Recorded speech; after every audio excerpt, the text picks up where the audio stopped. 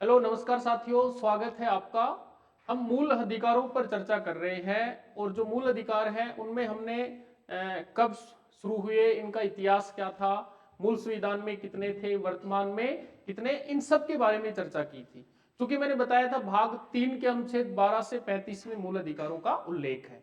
तो अब हमें क्या करना है, एक एक अनुच्छेद पे चर्चा करनी है। जैसे अपना टॉपिक चल कौन सा रहा है, मौलिक अधिकार।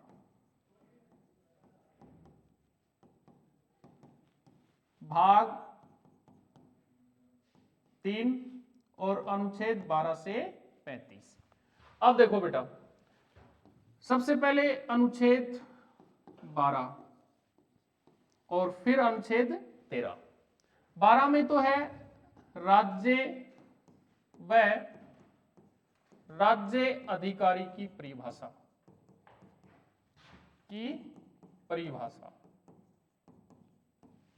और 13 में तो पिछली क्लास में मैंने बताया था न्यायिक पुनरावलोकन। और यह न्यायिक पुनरावलोकन कहां से दिया गया है, यह अमेरिका से ग्रहण किया गया है, जिसका उल्लेख अनुच्छेद 13 में है। तो 12 में राज्य व राज्य अधिकारी की परिभाषा और अनुच्छेद 13 में न्यायिक पुनरावलोकन। न्यायिक पुनरावलोकन न्यायपालिका की एक शक्ति है जो कानून संविधान के विरुद्ध होते हैं, संविधान सम्मत नहीं होते, उन कानूनों को इस न्यायिक पुनरावलोकन के तहत न्यायपालिका पूर्णतः रद्द कर सकती है। अब हमें क्या करना है, एक एक अधिकारों के तहत चर्चा करनी है। जैसे सबसे पहले अपना अधिकार कौन सा है, समानता का अधिकार है। समानता का जो अधिकार है उसका उल्लेख है 14 से 18, यानी 5 अनुच्छेद है। ठीक है, अनुच्छेद 14 से 18। अब देखो प्रश्न कैसे आता है, सीधा पूछेंगे अनुच्छेद 14, फिर पूछेंगे 15, फिर 16, 17 और 18। सबसे पहले 14, कानूनी समानता। ठीक है। 15, सामाजिक समानता। 16, अवसर की समानता। 17, अस्पृश्यता का अंत। 18, उपाधियों का अंत। अब एक एक को समझना है बेटा। 14 से 18 में हो गए। अनुच्छेद 14 में कानूनी समानता है। कानूनी समानता का मतलब क्या है, कानूनों का संग्रह संविधान। कानून या संविधान के सामने हर वर्ग, हर जाति, हर पद और हर व्यक्ति क्या है, समान है। कानून की नजर में सभी लोग समान है। भारत में रहने वाला हर व्यक्ति क्या है, समान है। या दूसरे शब्दों में कानून हर व्यक्ति को समान दृष्टि से देखता है और भारत में सही अर्थों में क्या है, कानूनी समानता है। दूसरा, सामाजिक समानता। धर्म, अर्थ, जाति, क्षेत्र, वंश के आधार पर अलग नहीं किया जा सकता है।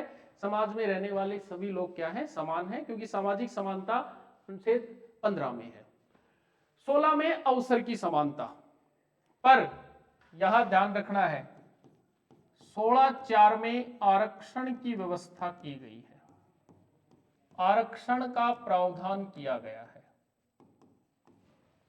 क्योंकि आरक्षण का प्रावधान है वह अवसर की समानता को बराबर नहीं, क्योंकि आरक्षण वाली जो कैटेगरी है उनको कम और नॉन आरक्षण वाली कैटेगरी उनको ज्यादा मार्क्स लाने की जरूरत होती है, उनको अवसर कम मिलते हैं, उनको ज्यादा मिलते हैं। परंतु आरक्षण का प्रावधान अनुच्छेद 16(4) में है, वैसे अवसर की समानता का उल्लेख 16 में है। आपके लिए शब्द नया है, अस्पृश्यता का अंत। अस्पृश्यता को अपन सीधा सीधा लिखें तो इसका अर्थ होता है छुआछूत। छुआछूत का अंत। भारत में छुआछूत जैसी गंभीर सामाजिक कुरीति थी, फिर उसको संविधान में शामिल किया गया, मूल अधिकारों में लिया गया, तब जाकर के धीरे धीरे ये छुआछूत किया अस्पृश्यता की परंपरा समाप्त हो गई है और ये गैर कानूनी भी है, क्योंकि अपना मूल अधिकार है अस्पृश्यता या छुआछूत का अंत। उपाधियों का अंत। बेटा ध्यान रखना है, पहले राजशाही शासन में फालतू की और हजारों उपाधियां वैसे दे दी जाती थी। अब उपाधियां देखो, शिक्षा यानी एक तो एजुकेशन, और एक सेना, एक डिफेंस। शिक्षा और सेना के अलावा किसी भी क्षेत्र में भारत सरकार उपाधियों को स्वीकार नहीं करती है। दो ही सेक्टर हैं, शिक्षा आप जितना पढ़ोगे, जितना बढ़ोगे आगे, आपको उपाधियां मिलती जाएंगी। सेना में आप जितना पराक्रम का कार्य करोगे, आपको उपाधियां मिलती जाएंगी। तो दो ही सेक्टर ऐसे हैं जहां उपाधियां स्वीकार हैं, एक तो शिक्षा और एक सेना। तो अपना पहला मूल अधिकार था कौन सा? समानता। उल्लेख था अनुच्छेद 14 से लेकर के 18। ठीक है, अगला देखो, स्वतंत्रता का अधिकार।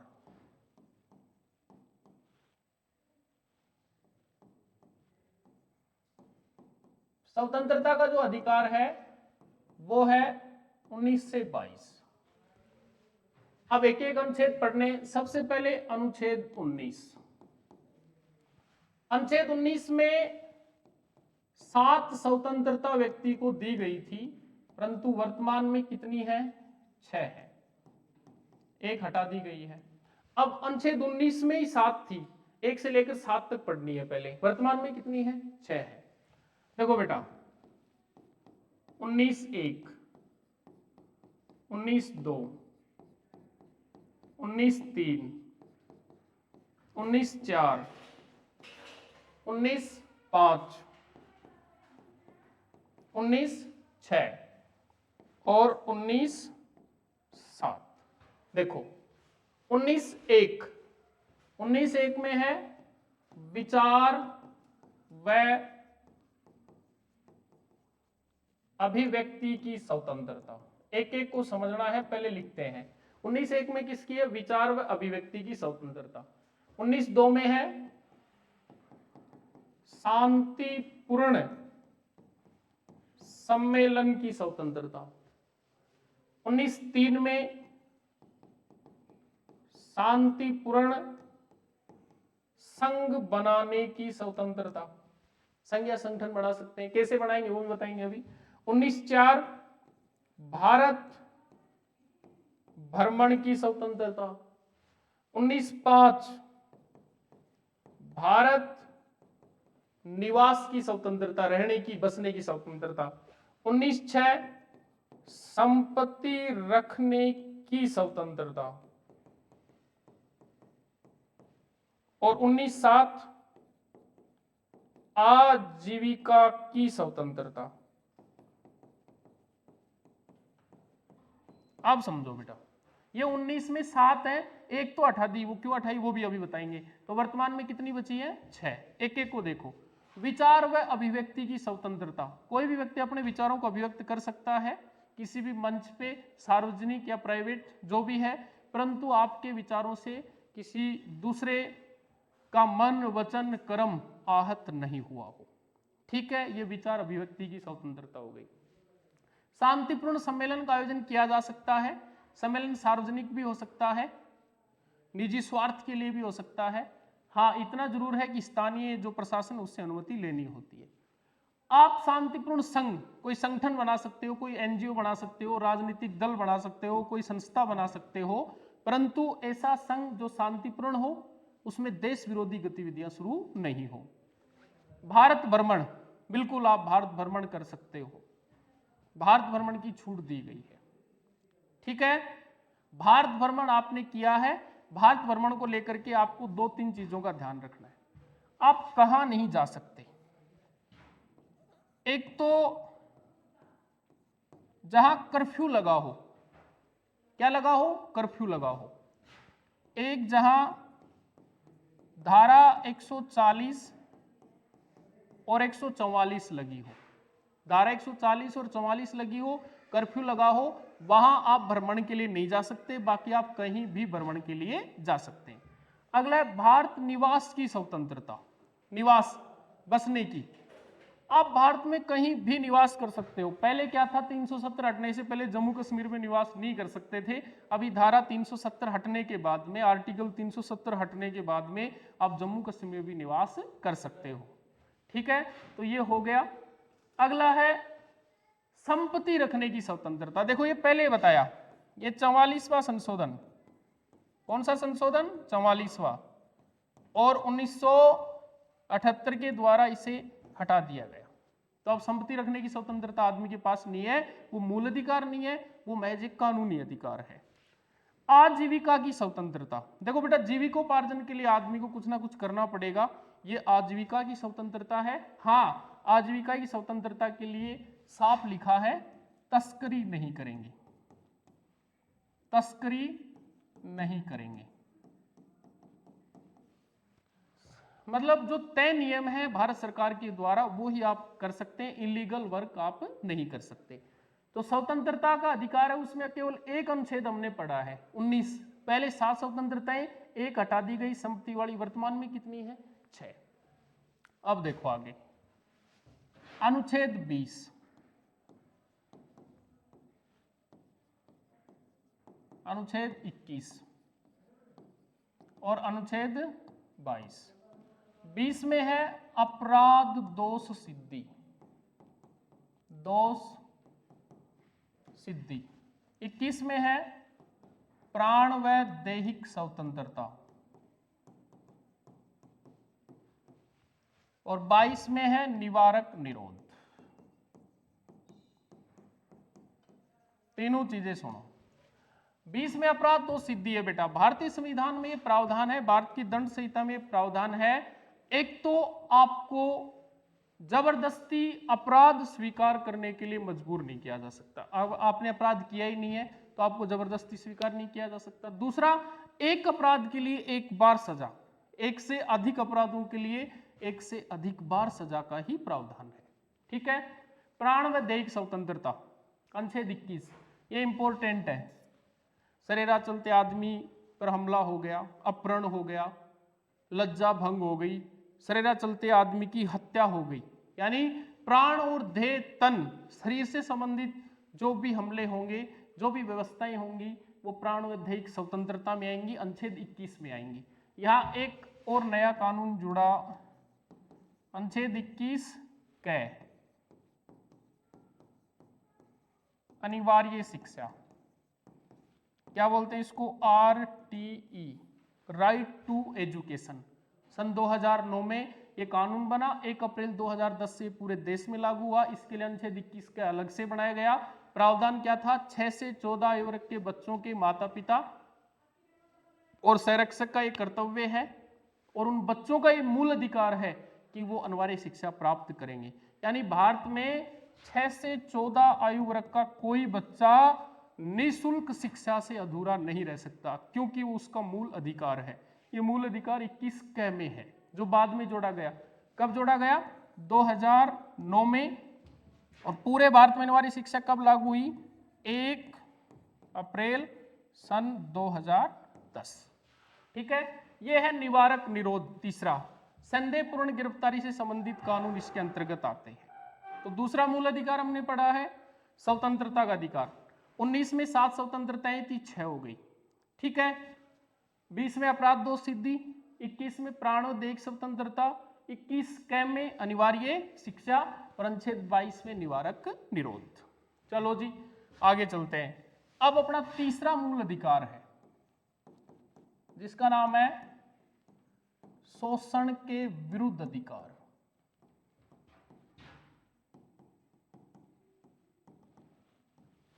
शोषण के विरुद्ध अधिकार 23 और 24, 2 अनुच्छेद है, एक अनुच्छेद 23 है, एक अनुच्छेद 24 है। दिखने में सेम सेम लगेंगे परंतु अंतर है। इसमें लिखा है बलात् श्रम निषेध, इसमें लिखा है बाल श्रम निषेध। सेम सेम है परंतु अंतर है बेटा। 23 में बलात् श्रम, बलात् जबरदस्ती, श्रम काम करवाना, जबरदस्ती काम नहीं करवाया जा सकता है, कार्य क्षेत्र पर शोषण नहीं किया जा सकता है और मानव दुर्व्यापार नहीं किया जा सकता है। काम के घंटे कम बताकर ज्यादा नहीं करवाया जा सकता है, काम के घंटे जो तय हैं उसी के अनुरूप काम करवाया जा सकता है, कम वेतन में काम नहीं करवाया जा सकता है। ये सारी चीजें बलात् श्रम निषेध में आएंगी, यानी शोषण नहीं होना चाहिए। श्रम, कार्य क्षेत्र पर उत्पीड़न है वो भी इसी के अंतर्गत आएगा। तो ये तो 23 हो गया। यह बाल श्रम, बाल यानी बच्चे, बच्चों से कार्य, समझ रहे हो ना, खतरनाक कार्यों में नहीं लगाया जा सकता, बाल श्रम नहीं करवाया जा सकता। अगर बच्चों से आप काम करवा रहे हो तो वो गैर कानूनी है। तो बाल श्रम निषेध 24, बलात् श्रम निषेध 23। अगला जो अपना अधिकार है वो है धार्मिक स्वतंत्रता का अधिकार। धार्मिक स्वतंत्रता का अधिकार, अनुच्छेद 25 से 28। देखो बेटा, सबसे पहले अनुच्छेद 25, फिर अनुच्छेद 26, अनुच्छेद 27 और अनुच्छेद 28। 25 देखो, अंतःकरण की स्वतंत्रता, बड़ा इंपॉर्टेंट है ये, समझाऊंगा। 26, धार्मिक कार्यों के प्रबंध की स्वतंत्रता। 27, धार्मिक कर निषेध। 28, शिक्षण संस्थानों में धर्म की शिक्षा का निषेध। अब देखो, पढ़ क्या रहे हैं हम? धार्मिक स्वतंत्रता का अधिकार, अनुच्छेद 25 से 28। 25 में लिखा है अंतःकरण की स्वतंत्रता। अंतःकरण तो अंदर की बात, धर्म के अंदर की बात। हर व्यक्ति अपने धर्म के अनुसार अंतःकरण को धारण करेगा। जैसे सिख व्यक्ति पगड़ी पहनेगा, मुस्लिम दाढ़ी रखेगा, हिंदू जनेऊ धारण करेगा, सिख व्यक्ति कटार धारण करेगा, कुछ बौद्ध नंगे रहेंगे, ठीक है, सॉरी कुछ जैन नंगे रहेंगे, कुछ वस्त्र धारण करेंगे, वो भी कैसे? सफेद। तो ये धर्म का क्या है? अंतःकरण है। इसको लेकर के हम किसी प्रकार का कोई भी प्रतिबंध या बाध्यता नहीं लगा सकते।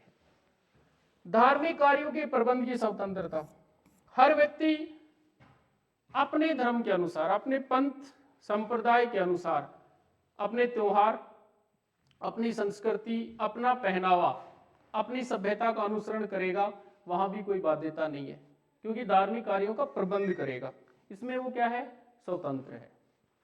धार्मिक कर निषेध, ये देखो बेटा, धर्म के नाम पर जितनी भी संस्थाएं हैं, मंदिर है, मस्जिद है, गिरजाघर है, जो भी है, वो कर फ्री है, टैक्स फ्री है, क्योंकि साफ अनुच्छेद 27 में लिखा है धार्मिक संस्थाओं से किसी प्रकार का कर नहीं लिया जाएगा। तो कर निषेध हो गया। शिक्षण संस्थानों में धर्म की शिक्षा का निषेध, वो शिक्षण संस्थाएं जो केंद्र या राज्य सरकार द्वारा संचालित हैं, उनमें धर्म की शिक्षा नहीं दी जा सकती। उनमें इतना ही पढ़ाया जाएगा, भारत एक पंथ निरपेक्ष राष्ट्र है, ठीक है। तो शिक्षण संस्थानों में धर्म की शिक्षा का क्या बताया गया है? निषेध। तो ये अपना धार्मिक स्वतंत्रता का अधिकार था 25 से लेकर के 28। आगे चलो, शिक्षा व संस्कृति का अधिकार,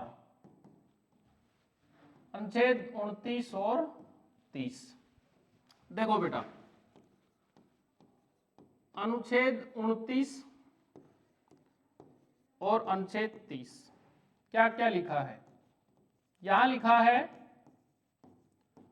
अल्पसंख्यकों द्वारा अपनी लिपि व संस्कृति की रक्षा करना।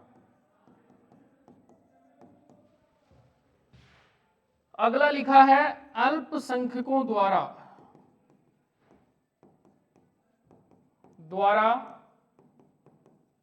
शिक्षण संस्थानों की स्थापना करना।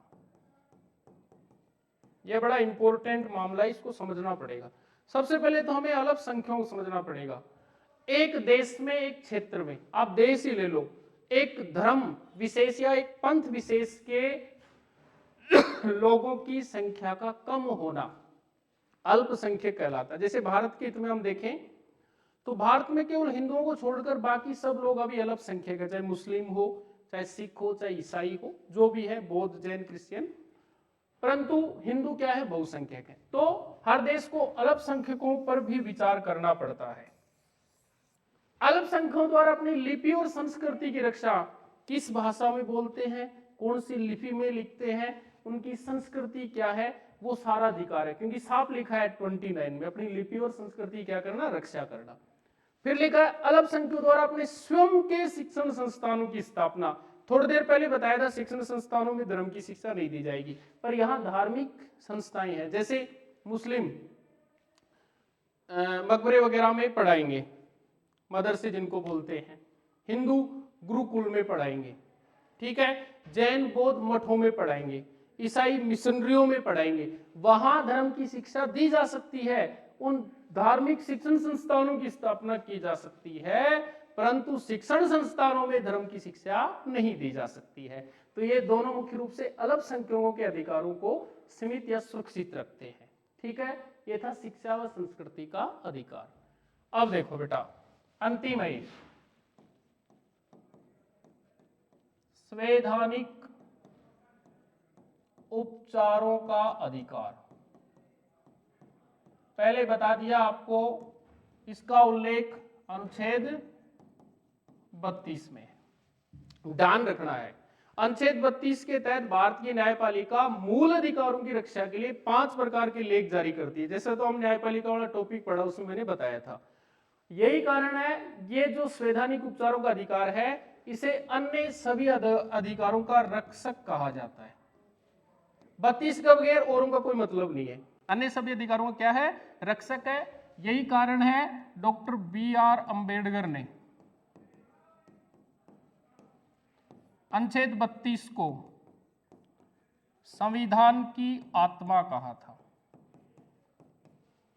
अनुच्छेद 32 अन्य सभी अधिकारों का रक्षक है, इसी कारण डॉक्टर BR अंबेडकर ने इसे संविधान की आत्मा कहा था, ठीक है। एक चीज का विशेष ध्यान हमें रखना है, अनुच्छेद 33, 34 और 35, क्योंकि 12 से 35 आ गए ना, 32 तक बता दिया। 33, 34 और 35 का संबंध सैनिक कानूनों से है, इसमें कोई सिविल व्यक्ति का लेना देना नहीं है, ठीक है। तो आज की क्लास में अपन ने पूरे मूल अधिकारों पे चर्चा की है, अनुच्छेद 12 से शुरू होकर के, और हम अनुच्छेद 35 तक आए हैं। धन्यवाद।